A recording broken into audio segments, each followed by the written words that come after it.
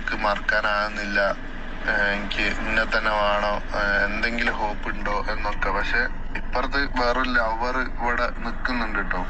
എന്നിട്ടാണ് പിന്നെ എന്നോട് വന്ന് ഇങ്ങനൊക്കെ സംസാരിക്കുക. എന്നിട്ടും അവളോട് പറയുന്നത് എനിക്ക് വേണ്ട, ഞാനത് അന്നായിട്ട് മൊത്തം ക്ലോസ് ചെയ്ത കാര്യമാണ്. ഇനി നമസ്കാരം. ഞാനേ ഈ മുല്ലപ്പൂ ഫാൻസിനോട് ചോദിക്കാം, മുല്ലപ്പൂ അന്തം ഫാൻസിനോട്, നിങ്ങൾക്ക് എന്നാ ഇനി നേരെ വെളുക്കാന്ന് അറിയില്ല. കാരണം വെച്ചാൽ ഇത്ര ക്രിസ്റ്റൽ ക്ലിയർ ആയിട്ട് ജാസ്മിൻ്റെ നെഗറ്റീവ് കാര്യങ്ങൾ, ജാസ്മിൻ്റെ പേഴ്സണൽ ലൈഫിൽ ഉണ്ടായിട്ടുള്ള, ഒരാളുടെ പേഴ്സണൽ ക്യാരക്ടറിലായിട്ട് ഉണ്ടായിട്ടുള്ള കാര്യങ്ങൾ, ഇത്ര മോശപ്പെട്ട കാര്യങ്ങൾ, അതായത് ഇന്നലെ അഫ്സൽ പറഞ്ഞിട്ടുള്ള വീഡിയോൻ്റെ ബേസിൽ ഇത് കംപ്ലീറ്റ് കാര്യങ്ങൾ പുറത്തു വന്നിട്ടും ഇനിയും ഇതൊക്കെ ഫാബ്രിക്കേറ്റഡ് ആണ്, അല്ലെങ്കിൽ ഇതൊന്നും മനസ്സിലാവാതെ ജാസ്മിനെ നമ്മൾ നെഗറ്റീവ് പറയുകയാണെന്നുള്ള രീതിയിൽ എൻ്റെ കമൻറ്റ് ബോക്സിൽ എന്നെ വന്ന് തെറി പറയുന്നത് നിങ്ങളുടെയൊക്കെ നിലവാരം ആലോചിച്ച് നോക്കണം.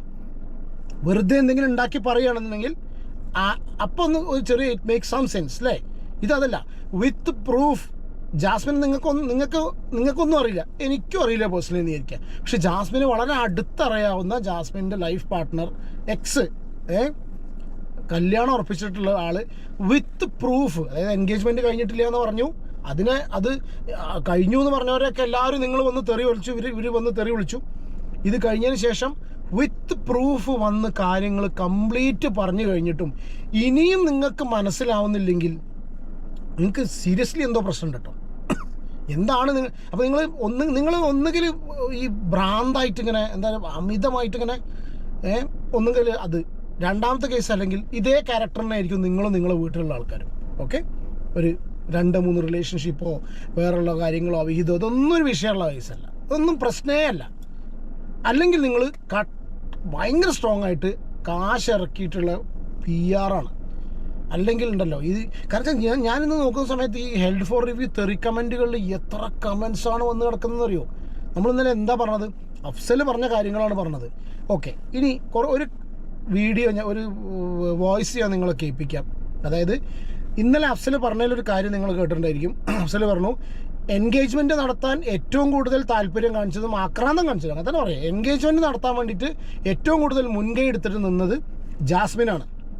അതായത് അത്തായോട് വന്ന് സംസാരിക്കുക, ഇല്ലെങ്കിൽ ഞാൻ ബിഗ് ബോസിൽ ഇറങ്ങിക്കഴിഞ്ഞാൽ അവർ വേറെ ആരെ കൊണ്ട് കല്യാണം കഴിപ്പിക്കും എന്ന് പറഞ്ഞ് അഫ്സലിനെ കൊണ്ട് പുറകെ നടന്ന് അഫ്സലിൻ്റെ വീട്ടുകാരുടെ എതിർപ്പ് പോലും ഉണ്ടായിട്ടും വീട്ടുകാരെ പോലും പറഞ്ഞ് കൺവിൻസ് ചെയ്യിക്കേണ്ട രീതിയിൽ അഫ്സലിനെ കൊണ്ടാക്കി, അതിനെക്കൊണ്ട് ആ ചങ്ങാതിനെ കൊണ്ട് വീട്ടുകാരെയും കൂടി പറയിപ്പിച്ച് എൻഗേജ്മെൻറ്റ് ചെയ്യിപ്പിച്ചത് ജാസ്മിൻ ജാഫറാണ് അല്ലേ.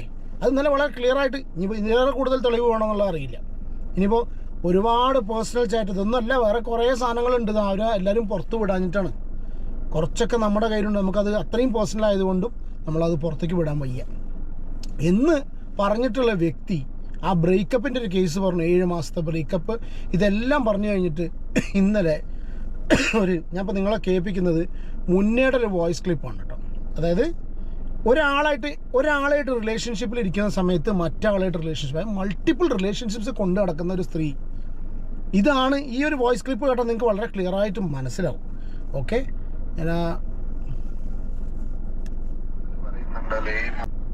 ഇത് മുന്നേടെ വോയിസ് ക്ലിപ്പാണ് കേട്ടോ. ഈ അഫ്സൽ പറയുന്നുണ്ടല്ലോ 7 മാസമായിട്ട് ഇവർ രണ്ടാളും റിലേഷനിലായിരുന്നു എന്ന്. അപ്പൊ 7 മാസമായി ഞങ്ങൾ ബ്രേക്കപ്പ് ആയിട്ട്, അത് വേറെ കാര്യം. 7 മാസമായി റിലേഷൻ ആയിട്ട് എന്നും, പിന്നെ അപ്പൊ ഈ കല്യാണം എൻഗേജ്മെന്റ് ഉറപ്പിക്കണം എന്ന് ഈ ജാസ്മിന് ഭയങ്കര വാശി പിടിച്ചിട്ടാണ് അവൻ ചെയ്തത് എന്നൊക്കെ പറയുന്നുണ്ടല്ലോ.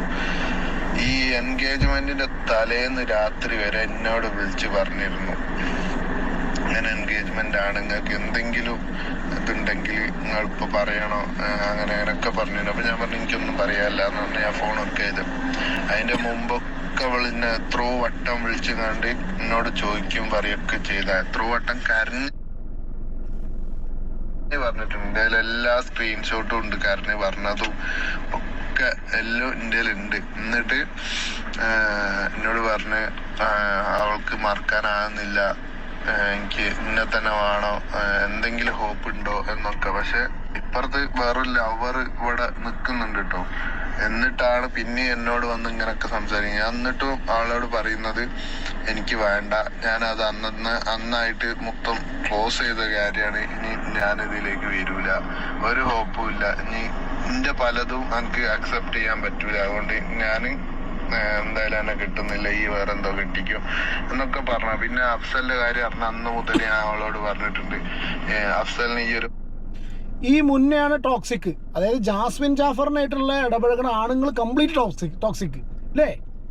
എല്ലാവരും ടോക്സിക്, എല്ലാവരും ആസിഫ് അലി, എല്ലാവരുടെ കയ്യിലും ആസിഡായിട്ട് നടക്കുക, മുഖത്തൊഴിക്കാനും ഇതാക്കാനും. ബ്രേക്കപ്പ് ആവുന്ന സമയത്ത് എന്താണ് സ്ഥിതി? ഒരാളെ ഓൾറെഡി ഉള്ള സമയത്ത് ഇവരൊക്കെ ഇതിനൊക്കെ ന്യായീകരിക്കുന്നവരുടെ കുടുംബത്തിൽ അതായിരിക്കും.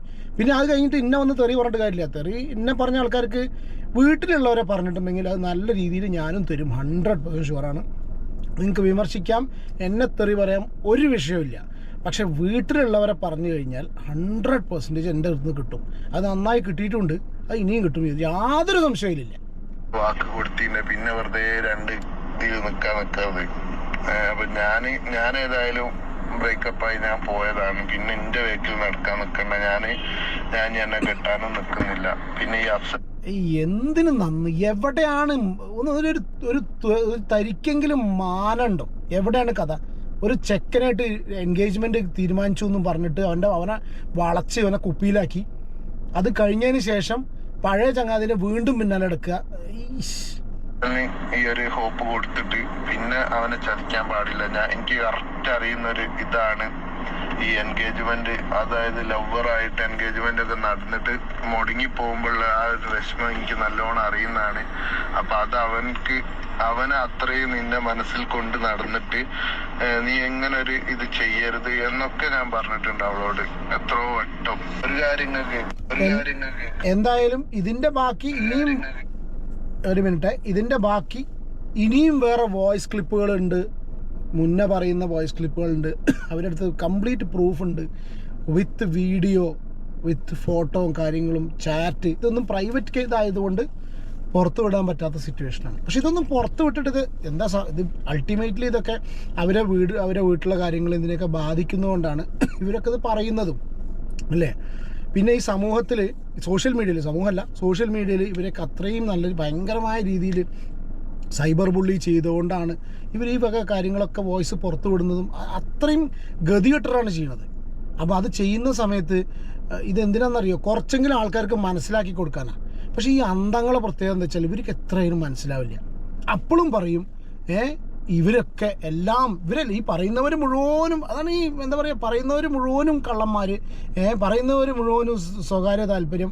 ഇതിനെക്കുറിച്ച് വീഡിയോസിലൂടെ പറയുന്നവർ കംപ്ലീറ്റ് എന്താ പറയുക, ജാസ്മിനെ വിറ്റ് കാശാക്കുക, ജാസ്മിനെ മാത്രം പറ്റുക, അതാണ് ടോപ്പിക്. അത് സംസാരിക്കും. പിന്നെ മിണ്ടാതിരിക്കണം. ഞാൻ നല്ല അഫ്സലിൻ്റെ കേസ് മിണ്ടില്ല എന്ന് വിചാരിച്ചാൽ അപ്പോഴും സമ്മതിക്കില്ല, അപ്പോഴും വന്ന് തെറി പറയും, വീട്ടിലുള്ളവരെ പറയും. അപ്പോൾ സ്വാഭാവികമായിട്ടും എത്രയാണെന്ന് വെച്ചിട്ടാണ് മനുഷ്യൻ ക്ഷമിക്കുക, സ്വാഭാവികമായിട്ടും അത് പ്രൊവോക്ഡ് ആവും.